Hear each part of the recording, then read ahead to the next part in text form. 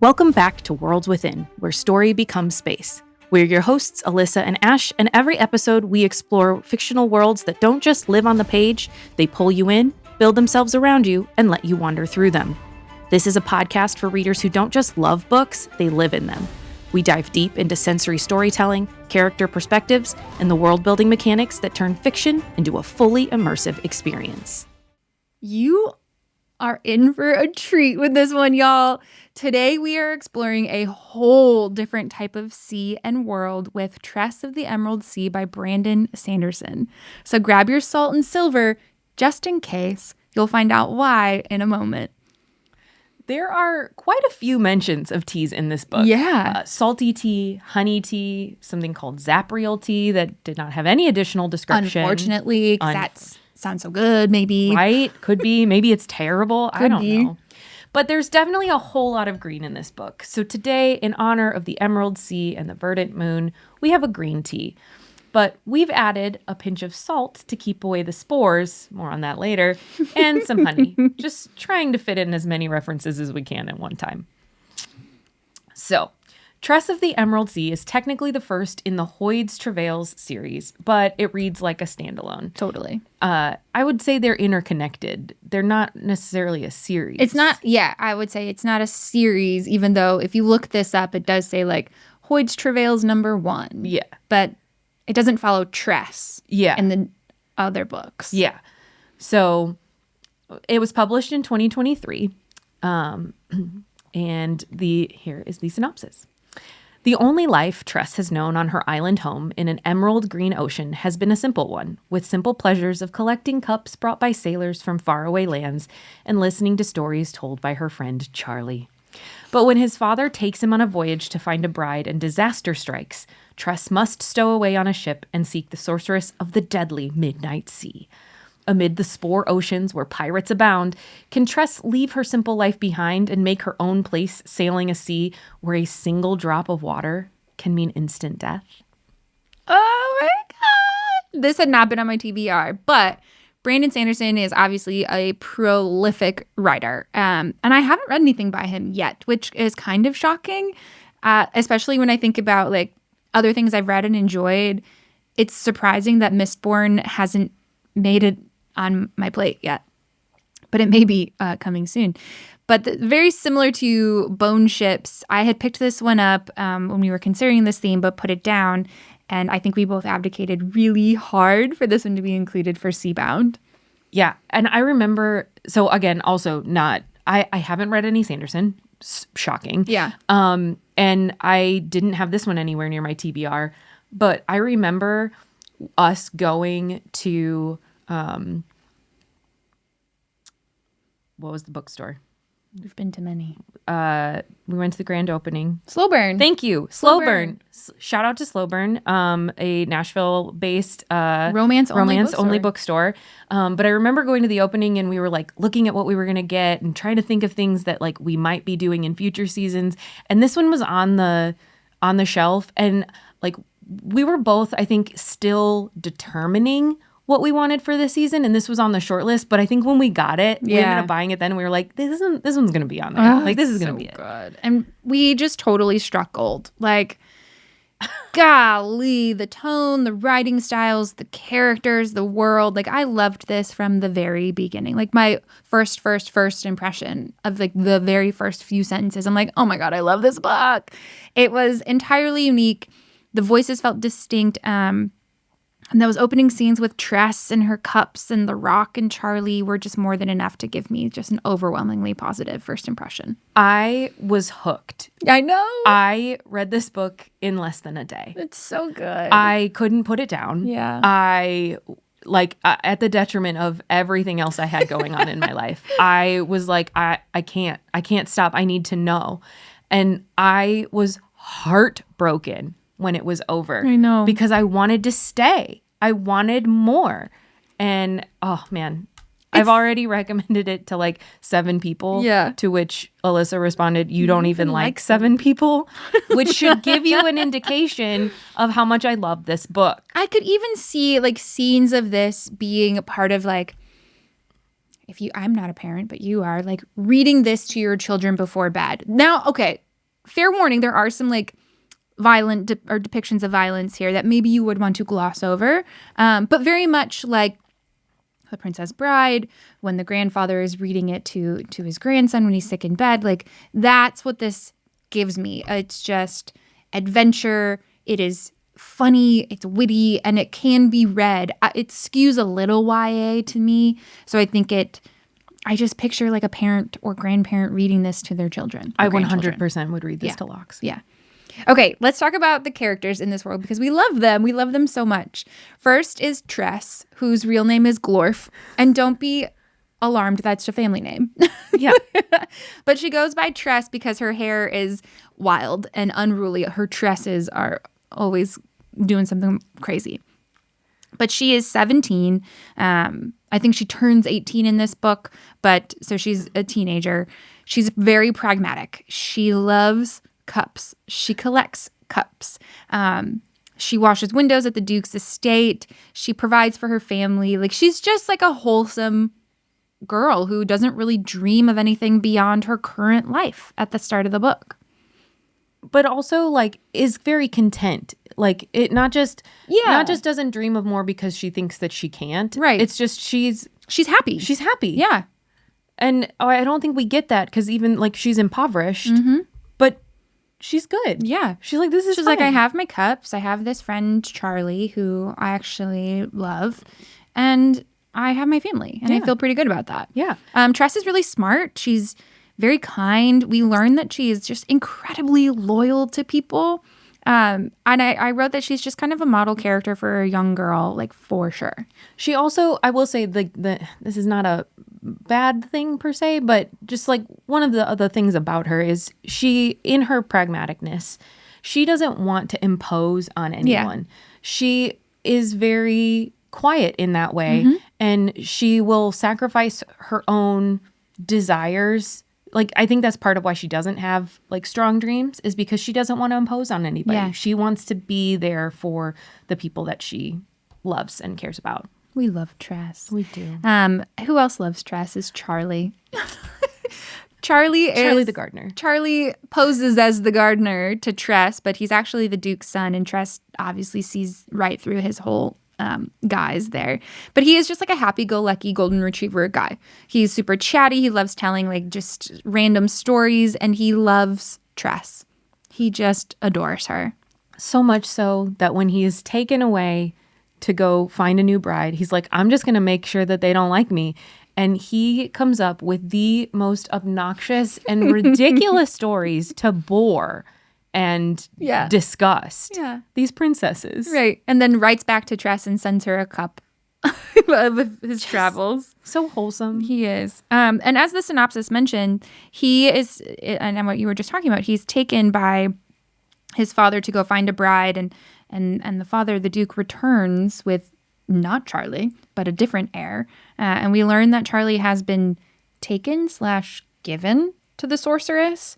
And Tress is like, oh, I guess I gotta go get him. Yeah. I guess I have to do this. But she has no shortage of other friends. Very true. I guess on the island she's pretty short on friends. Yeah. But as soon as she decides to go off on this whirlwind adventure, she makes some good friends. She does. Including Huck.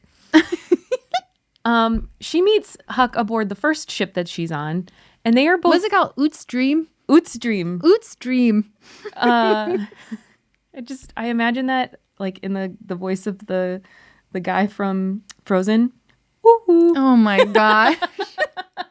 Big summer blowout. But Huck is a talking rat. A rodent of unusual size. No, just a normal size rat. Rodents of unusual size. I don't think they exist. He kind of becomes her sidekick and helps he wants to keep her safe. So, and when he talks about like his relationship with people, she's like, why do you even want to hang out with me? And he's like, well, people treat me terribly and I'm a rat. Or they want something from me and you don't. You're just trying to help me. And so I want to help you too. Yeah. He also tells her, like, I just have a good feeling about you. Yeah. I just have a good feeling about you, which is just so sweet. when Tress joins her second ship called the Crow's Song, that's where we meet kind of more of our characters here. We meet Captain Crow, who is not like Captain Lucky Me's. Captain Crow's mean. She is making her ship dead runners, which are not just pirates, but pirates who have killed and now are like on the run. Like you cannot be absolved of your crimes if you are a dead runner. Captain Crow wants to find a different dragon, but a dragon below the Crimson Sea to cure what we are calling her terminal illness. And again, she's not at all like Lucky Mias. She does inspire her crew, but through fear. Yes. And she's mean. She's awful. We don't like her. We also meet Hoyd, who is a cursed cabin boy.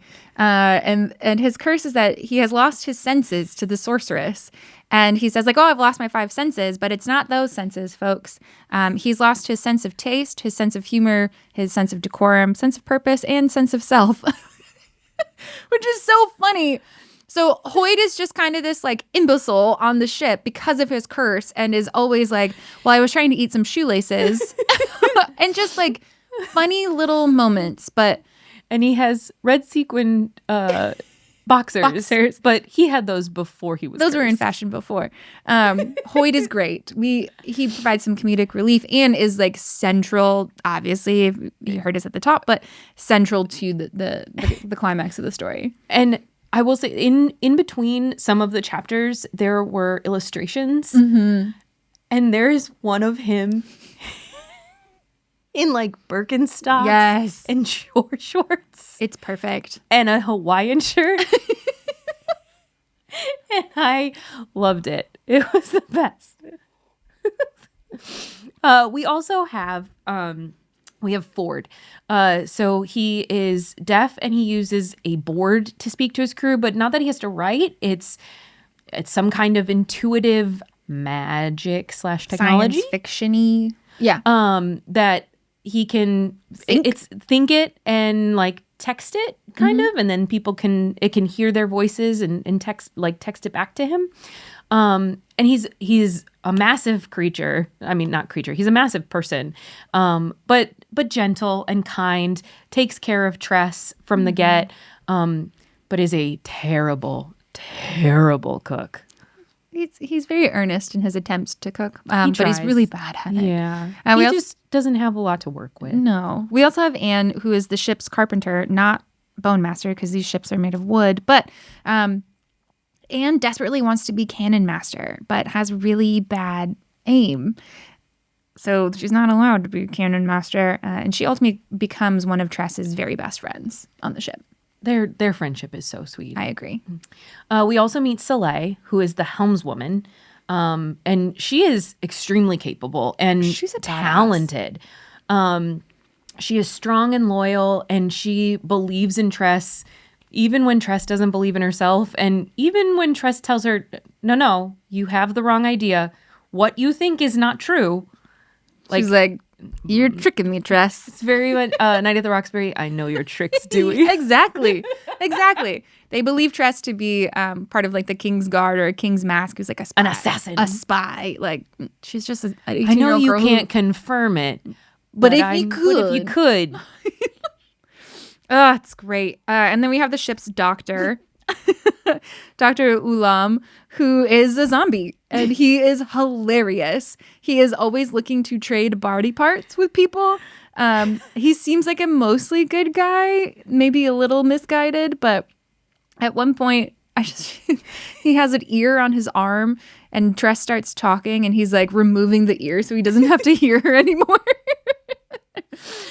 It's just great. I loved when when you first are being explained. Yes. Like obviously, again, this is Hoyd's travail, so it's him explaining things. He's like, all right, I'll tell you, these are the people you need to remember their names, right? And he's like, I think that's everybody that matters. Well, except for Ulam, but he's dead anyway. Yeah. And so then you're like, wait. What do you mean he's dead? What do you mean he's dead? And why do I have to remember his name? And then we realize it's because he's a zombie.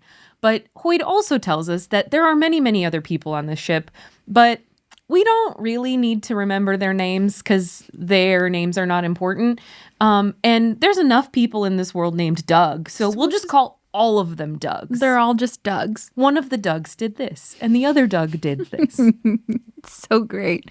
But those are our main characters. So we've got Tress, who is going to find Charlie, who has been taken or given to the sorceress, and she is accompanied by Huck, her talking rat sidekick, and then everybody aboard the Crow's song, including all of the Dougs. But where in the heck are we? I cannot believe that this planet has 12 moons. 12 moons that are so close, they look like they touch the horizon. the horizon. Like, they're so close. And that they are obviously sharing some form of like ozone or what have you, because they're dumping these alien spores onto the ground. So the moons have this thing called the lunagree, and this, like Ash said, is like a fountain of spores. And that is what makes up our seas. So when we said we're on seas of very different type, this is not water. The entire sea that we're talking about here are these spores. And these spores are incredibly volatile when they come into contact with any water. And so we learn as the story goes on about their reactions. But spores thankfully can be killed or like rendered null or are non-volatile with silver or salt, which is why we said grab your salt and your silver, and why we have a little salt in our tea here. Which actually... It's actually really good. Yeah. The seas move based on the seethe, which are vents that are below the ocean floor or the sea floor, the spore floor. I don't know what you want to call it. Spore floor that send up bursts of air, and that causes something called fluidization. And Sanderson in the acknowledgments writes that fluidization is a real thing that happens in the real world. Like, you can see this happening now. And so while it is drawing from a real experience, it is in this fantastical world because these are spores. But that is the seethe, and these vents are what's helping these ships sail on the spore seas. Which I think I love when, like, we have a fantastical application of a real world process. Yeah. Because it makes the world feel more true. Yeah, agree. So we start the story at Diggins Point, which is also referred to as the Rock. And this is in the Emerald Sea under the Verdant Moon. And that's where Tress lives. Mm-hmm. The island is full of salt mines. It is very polluted. But no one is allowed to leave. But also most people don't want to either. It is shaped rather like an old man's crooked finger, but made entirely of barren black stone. And it's ruled by that Duke, who is a bad guy. I think Tress at one point says, like, the Duke had that particular scowl on his face, but I think that's the only face he can make. Like, that's just, he's always looking like that. Yeah. And because the Rock and the Emerald Sea is under the Verdant Moon, everything is green. Everything is colored in a green light. And we learn that when the green spores touch water, they explode into vines. And I'm not talking like, oh, they like grow into vines. No, it's likened to lightning as quickly as that happens, but into vines. And this is dangerous. It's so scary. This is dangerous because, again, it doesn't take much water or much spores for this process to happen. So if you were to ingest even a single spore, to breathe it in, perhaps, it would send vines through your eyeballs and your ears and your nose and your mouth and into your brain, and you would be dead. Spooky. Scary. So anyway, we're all afraid of the spore seas because we humans are made of water. So we have so much in everywhere. We sweat from our fingertips. Like, anything that you touch could react. But the Rock is safe because of the salt mines. There's so much salt in the air that the spores die before they get to... And then when the spores die, they turn gray. Yep. They're inert. Let's talk about more spores, because that's central to the world, and it's kind of our magic system here. So we know that Tress has to board a boat, and the first boat she gets on is Oot Stream. Some stuff goes down on Oot Stream, and she runs across a spore sea and climbs into Crow's song. And that's where we start progressing through these other seas. Because as we said, this planet has 12 moons. Each moon is a different color. Each moon is dropping different spores. Each of these spores react differently to water. So once aboard the Crow Song, we get our ship adventures. We get cannons. We get pirates. And I called out here that the ships are measured in the number of masts, not the number of ribs, like in the Bone ships. But I felt much more confident in understanding the size of ships after reading Bone ships. Yes. So thank you, Barker, for that one. Well, and we only sail through A couple of the seas, but we are exposed to many different types of spores. So every ship has a what is the spore? sprouter? A sprouter. Thank you.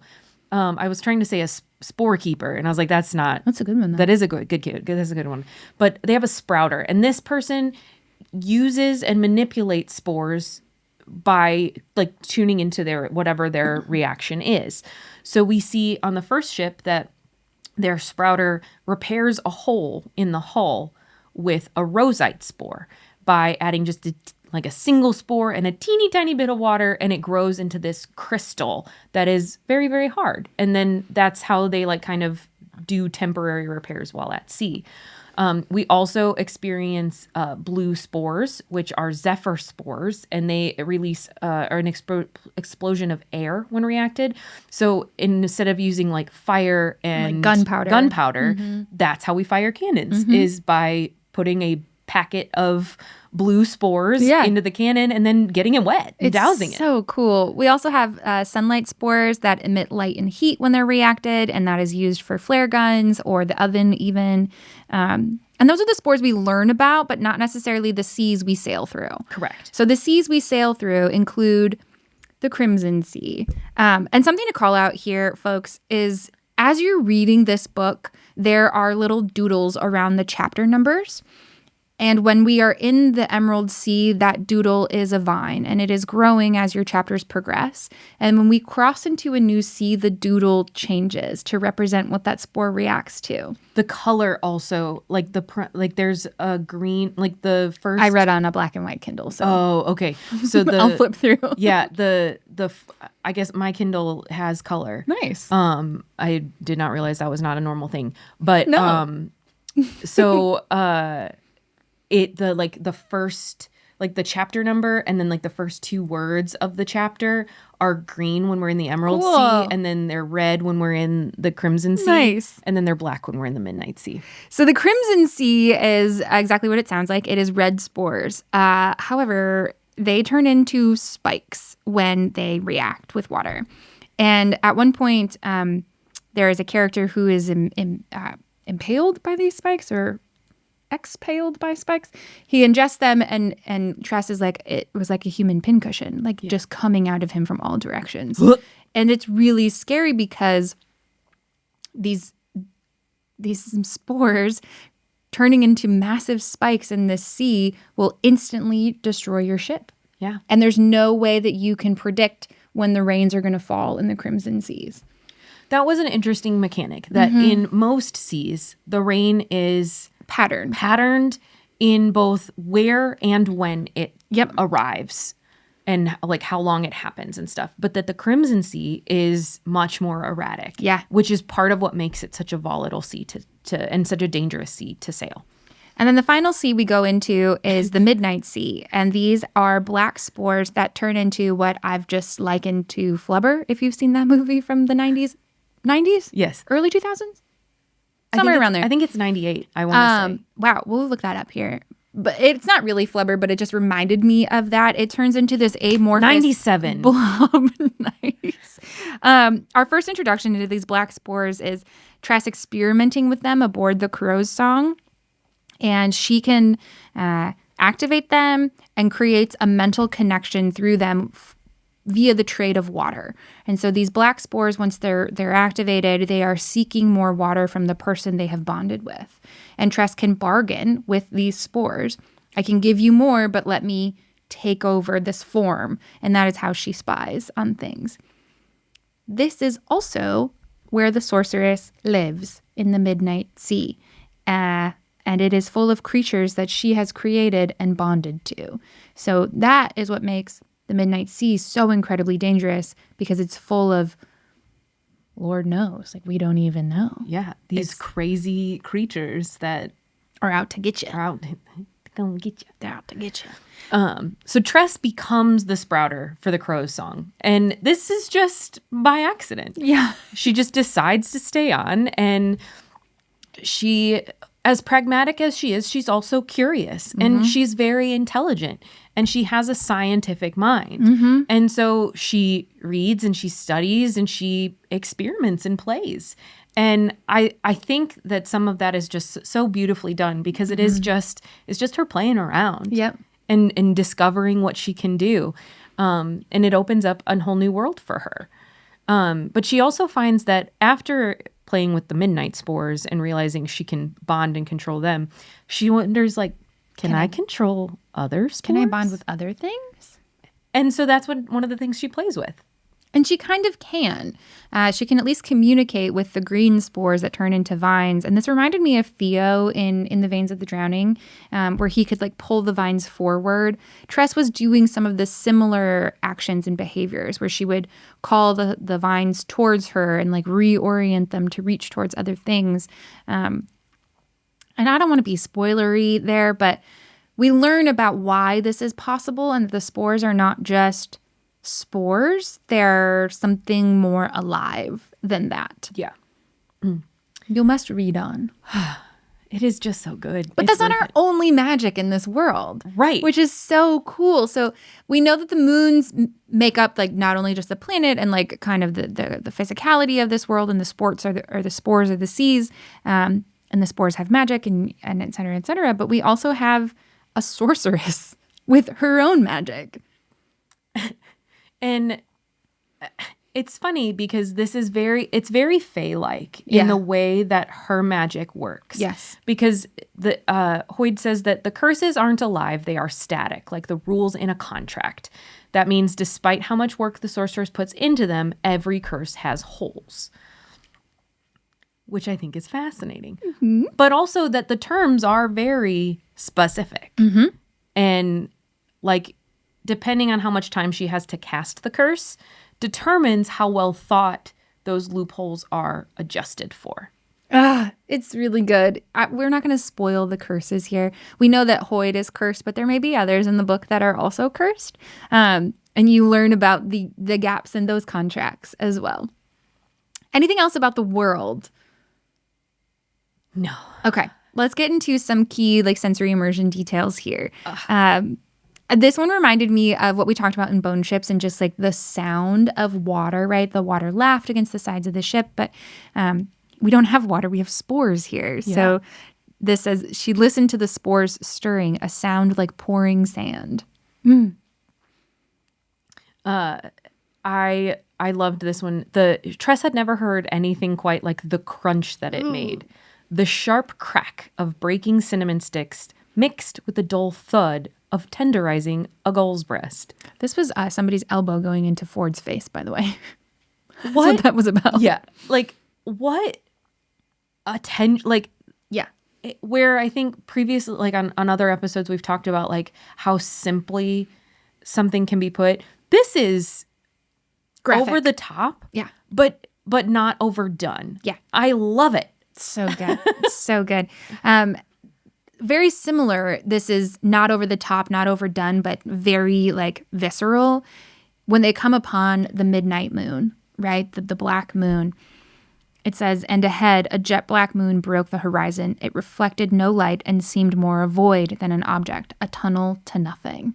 Oh, so scary, because you think about, okay, how dark is the sky, right? There's some stars up there. And then to see something even blacker than that, that would scare the living daylights out of me. Yeah. Because, I mean, like, imagine a black hole. Yeah. You know? And, like, that void. I looked into the void, and the void looked back. Like, terrifying. This was an excellent description of... So, again, Ulam is a zombie. And so he's described as having jet black hair and features that looked too sharp to be real, like he was a painting or a drawing. His skin was an ashen gray, his eyes blood red. If the underworld had legal counsel, it would have been this man. Just so perfect. But he's a doctor. Right. And he's legitimately a good doctor. Yeah, he has like all the salves and the potions to like help them with burns and things like that. And he feels very, like, to me, he felt very like Dr. Frankenstein. Yes. Like, just in the, like, let me just attach an ear to my arm. He's like, are you using that brain? Can I have it when you're done? Like, yeah, when you die, can I have that? Hilarious. Thank you. Any other sensory details you want to pull out here? No, there were too many I know. to count. I was so enamored with this book. I know. And that brings us to our portal moments where when I was thinking about this of like, okay, where did I feel the most immersed? I was like, does the whole book count? Like the whole book is a portal moment for me. But okay, if I had to like pick at least one that I narrowed in on is actually a quieter moment. Tress at one point she is taken underneath the Crimson Sea to a dragon by Captain Crow because Captain Crow is like, I have to give someone to the dragon in order for the dragon to save me from this terminal illness that I have. That doesn't work out in her favor, spoiler alert. And Tress is the one to return to the ship. And the dragon's like, cool, like, you've gotten me this. Like, what wish do you want me to grant you? And she's like, I actually want like 3 wishes instead, 3 small ones. And we learn what those are when Tress returns to the ship and she has gifts for her friends. It is not this big flashy moment. It is just like so heartfelt and like kind, like, and the gifts are so representative of each of the characters. So like Ford's board was broken in one of the battles and she had gotten him a new board so that he could continue to communicate. She had gotten Anne glasses because we learned that Anne's bad aim is because she just can't see very well. And she got Soleil a letter proving where her father currently is. And Soleil had been looking for her dad for so long.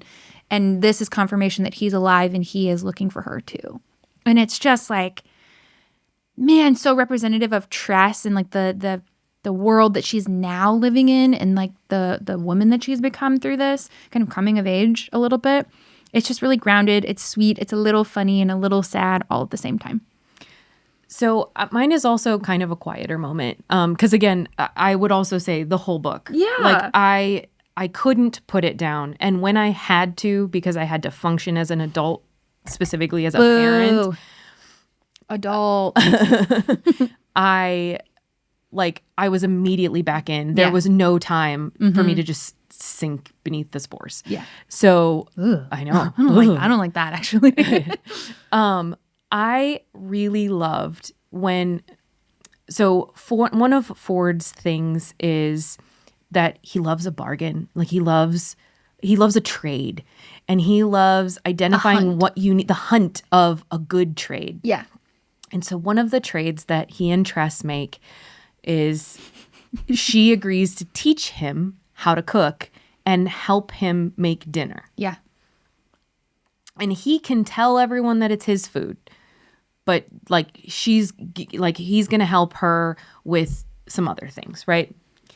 And like she's like, okay, I'm used to working with nothing. Like I can work with this, and she teaches him how to utilize the stove in a better way, and like how to use the flour more appropriately. Yeah, and how to like reuse things that might not be the fresh or the best, and like how to tell what can be reused or what is truly well and truly gone.